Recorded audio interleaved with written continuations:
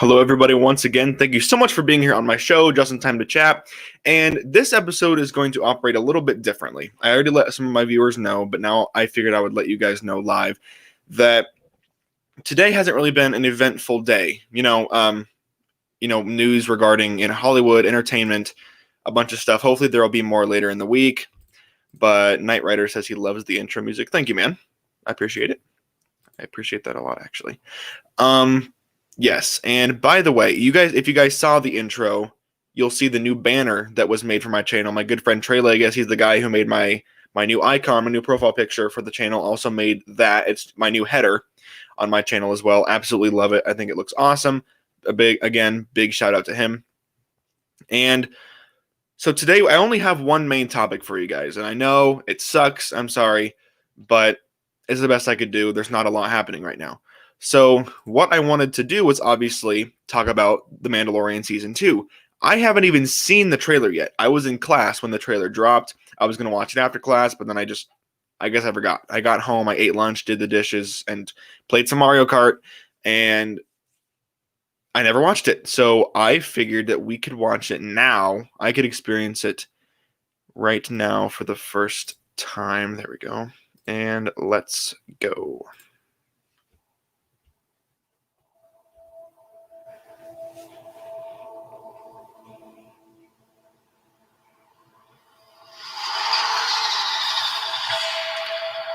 Ship. Looks like it's beat up, like it's sputtering along.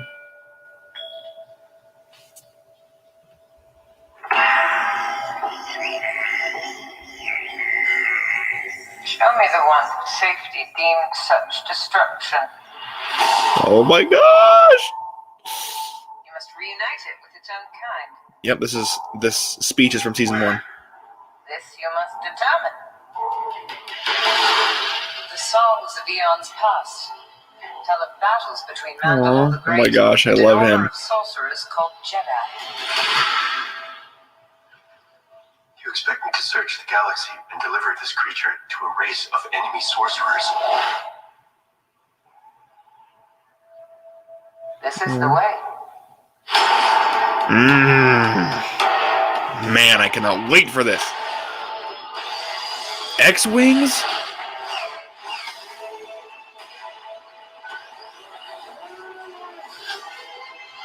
You know this is no place for a child. Oh my god, jetpack, finally. Wherever I go, he goes. So I've heard.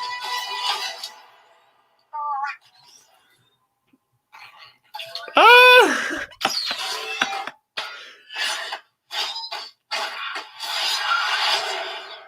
Ooh. This is the way. Amazing. Freaking awesome. I cannot wait for that. I cannot wait at all. Let's see if there's anything.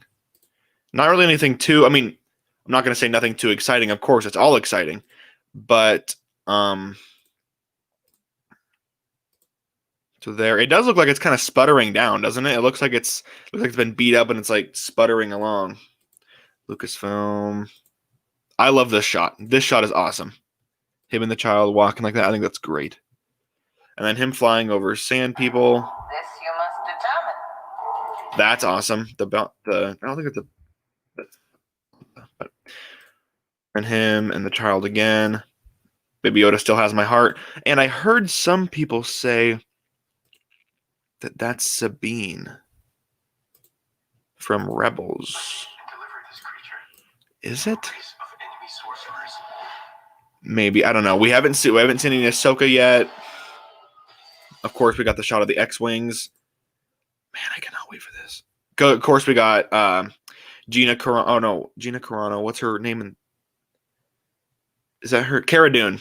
And then we got Grief Karga. Awesome. I'm so glad they're back. I absolutely loved Cara Dune and Grief Karga in the first season. I'm glad they're back. TIE fighters, stormtroopers, scout troopers coming down. Jetpack. Yes. Finally. Knight Rider, our good friend Knight Rider is right. Oh, Rosie, I love this jetpack from the Raimi trilogy. Ah, Rosie, I love this boy. It's a great reference. Going in the snow. Looks so good, guys. I'm so pumped for the show. I absolutely adored the first season. I cannot wait. I'm so pumped for this. So I thought the trailer was it was perfect. I think it did everything it needed to. I think it showed enough without showing too much. I will quote what John Campea said today on his show. He said, "A first trailer should tell you a little bit the basic premise of what the movie is and what it is about. That's it. It doesn't need to show you. It doesn't owe you anything else, you know." And the first season helped us out a lot. But we know the Mandalorian is still with the child. He has to deliver him, or he's supposed to deliver him to his species. And now we know the basic premise. And we should know the basic premise. And then we just got a bunch of cool shots and action shots and wallpaper-worthy stuff in that trailer. But I absolutely cannot wait. What did you guys think? Let me know in the comment section below what you guys thought of the trailer. I thought it was absolutely insane. And so now we can move on to the live chat portion of the question, which, like I said in the beginning, yes, absolutely. It didn't spoil anything. It showed some. It literally spoiled nothing. There's nothing in there that would ruin my excitement for the show at all. So now we're going to move in to the live chat portion of the show, because obviously there's not a lot of news, unfortunately, right now. I'm doing my best to try to keep things rolling and keep things fresh for you guys. But our good friend within the community, Knight Rider 691, says, my 3 topics are: 1, the Batman movie in the same universe as the Joker. Could Toby return as Spider-Man? And Mario All-Stars Collection. So I'll take these one at a time. I love Mario Sunshine. I grew up with it. I have never played Mario Sunshine. I never have. I've never played Mario Galaxy 1 or 2 either. It's a crime. I beat Mario 64. I beat Mario Odyssey. But I've played every single Mario game except 7. And I own every single Mario Kart except 7, I think, too. I have Mario Kart, or Super Mario Kart, Mario Kart Super Circuit, Double Dash 64, Mario Kart 8, Mario Kart Wii. Whatever. That's whatever. I have most of them. You should, man. It's awesome. I'm going to. I am 100% picking up the I'm 100% getting the 3D All-Stars collection, no doubt. I haven't pre-ordered it yet, but I'm going to. I can't wait. I think it's going to be awesome. Mario Sunshine was the first game you ever played. Wow, that's pretty insane. I honestly, if I'm looking back on it, I don't remember what the first game I ever played was. I'm sure it was, I don't know, the first game. I don't know. That's tough. So let's move on to this. Topic number 1, the Batman movie in the same universe as the Joker.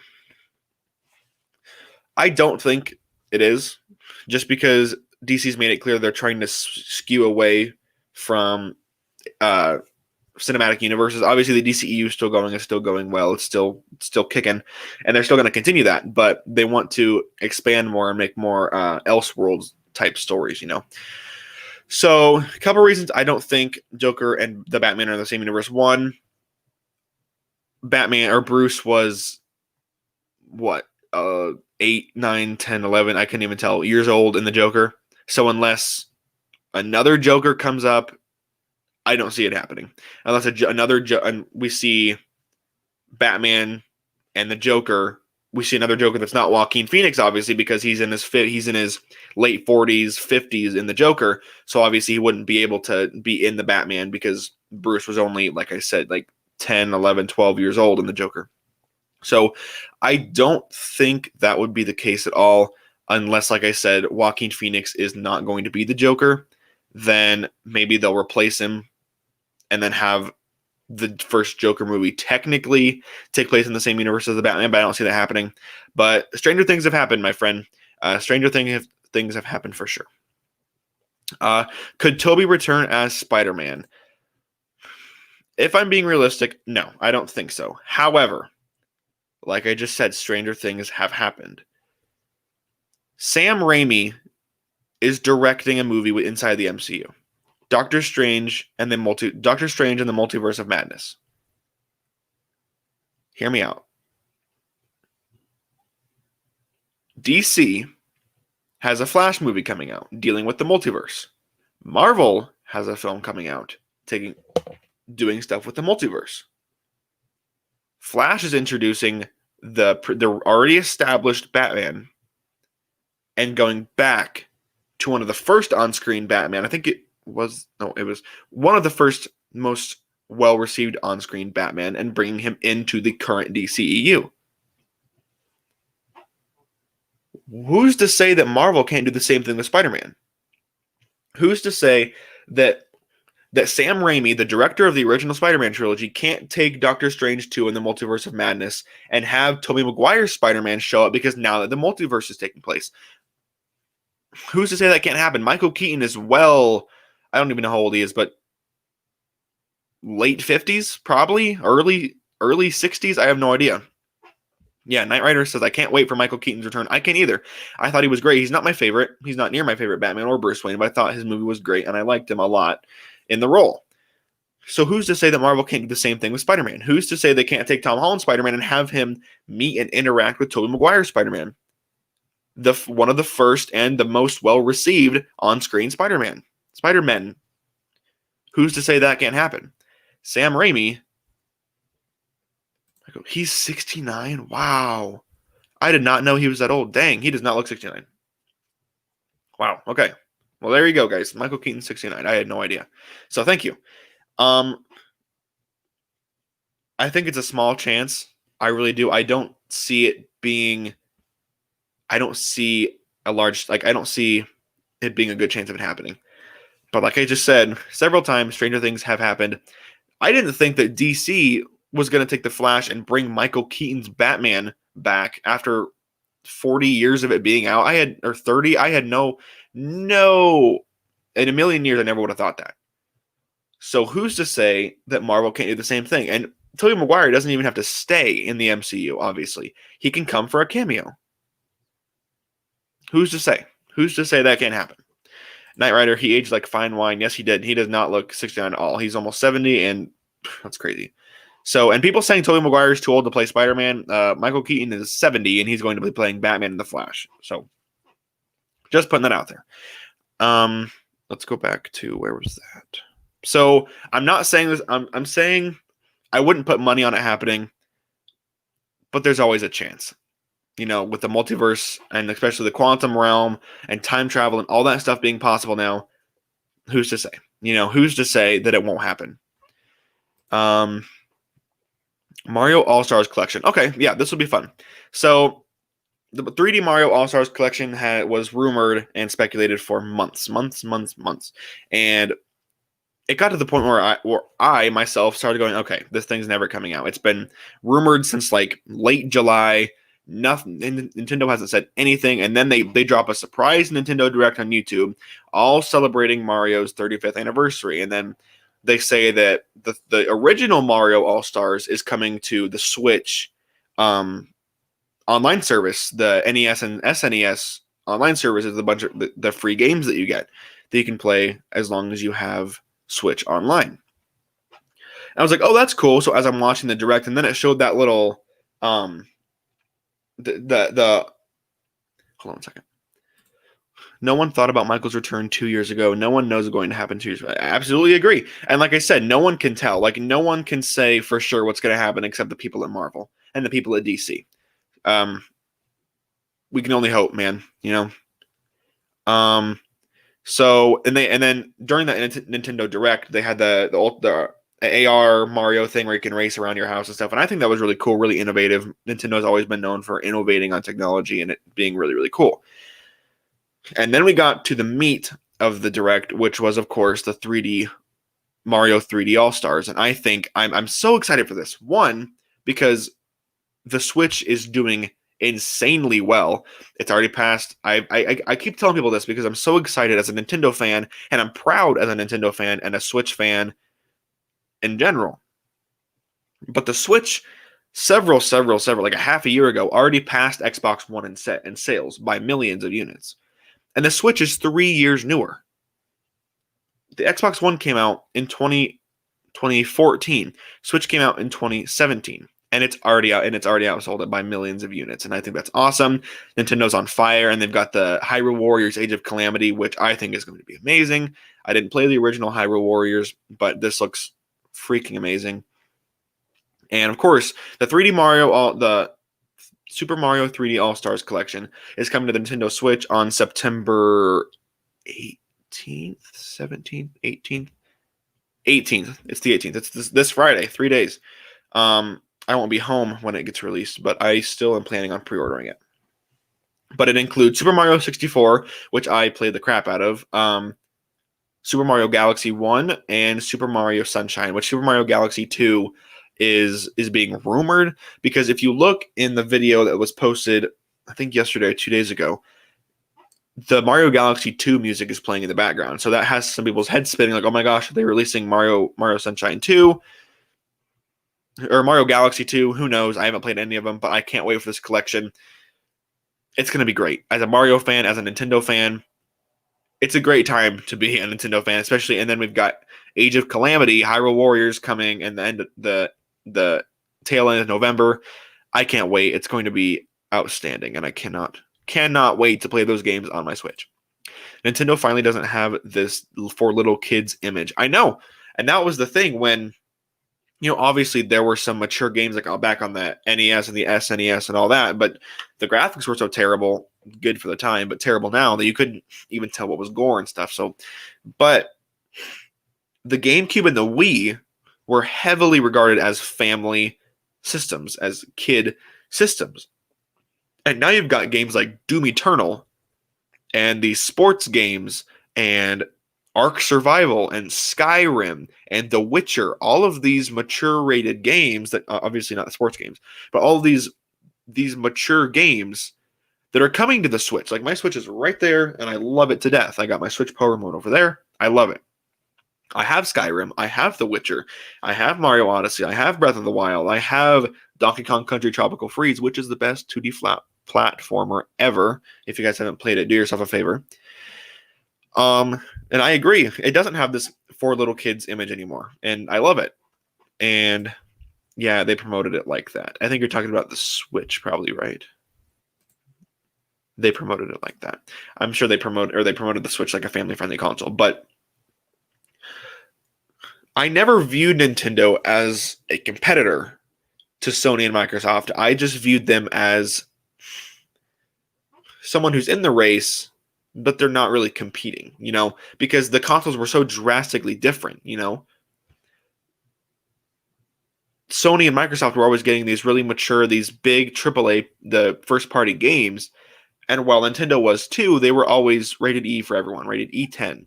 You very rarely got a teen, and you especially very rarely got a rated M. So I think that now that Switch has finally embraced that it can do a lot more. Like, the Switch's graphics obviously aren't as good as the Xbox One or the PS4, especially. Of course they're not. But I can play Skyrim while taking a crap. I can play The Witcher 3 on a plane. I can play The Legend of Zelda Breath of the Wild downstairs in my basement in my hands.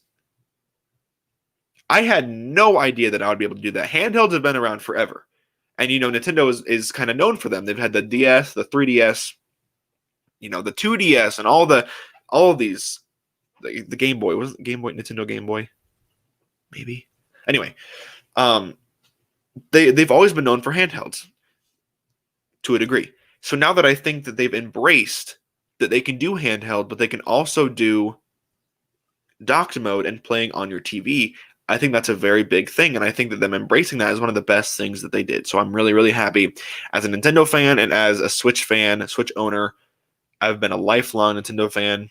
I love them to death, and I'm glad they're finally finding their footing. Nintendo is, for me, a console where you can relax after a long day and play some fun games. Absolutely. And especially the load times. I was playing Mario Kart earlier, and 2 seconds of load time, I think. I clicked on Mario Kart, and then it said little Nintendo logo, and then just boom, Mario Kart 8. It's so fast, and it's so easy to just pick up and play, whether it be handheld, docked. Absolutely love it. Nintendo is in such a good position right now. They're still selling like crazy, especially since quarantine isn't really happening anymore. But some people are still laid off, so people are getting Nintendo Switches for their kids or for themselves while they're bored. And you got games like Animal Crossing, which has been the best-selling game this year. I love it too. I haven't played it in a while, though. I might have to do that. But So it looks like that is going to do it for today, guys. Thank you so much to Knight Rider and everyone else who tuned into this episode. I know it was a little unconventional, it was a little different, but I appreciate you guys hanging out and sticking around. It really means a lot.